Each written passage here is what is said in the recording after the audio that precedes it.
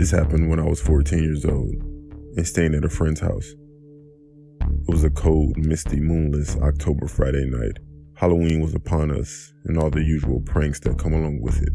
In the weeks up to that night, the usual pranks of knocking on doors and running, friends knocking on windows to scare you, stuff like that. But this night was different. This night is what nightmares are made of. Recently, my friend's sister, who for this story we'll call Jamie, was being harassed and stalked by some guy who she didn't know. We just came back from a haunted house. Then we turned on the TV and started to watch The Exorcist in the living room. It had to be around 11 or midnight, and the dog started to bark at the back door. So I went to see what she was barking at, and I heard the fence rattle. I didn't think anything of it as it could have been the wind or an animal. So I went back in the living room and continued to watch TV with my friend. Then all of a sudden,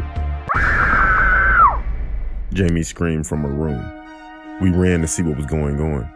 Jamie said someone was knocking on her window and saw someone run to the back of the house.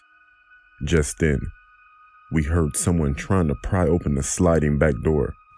And when I ran in there, I saw someone standing there with a ski mask and hoodie on. His eyes were void of feeling, void of any sense of morality.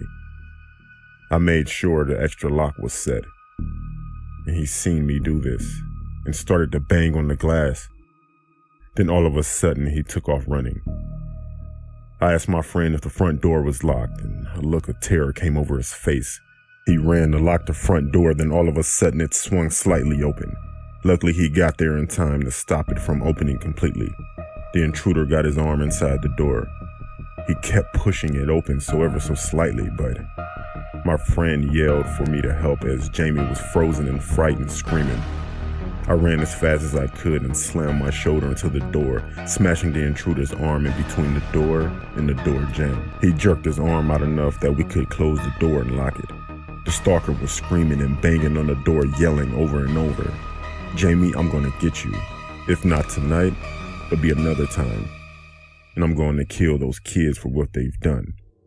I grabbed a baseball bat and my friend grabbed a shotgun out of the closet. We thought he was going to try and get back in.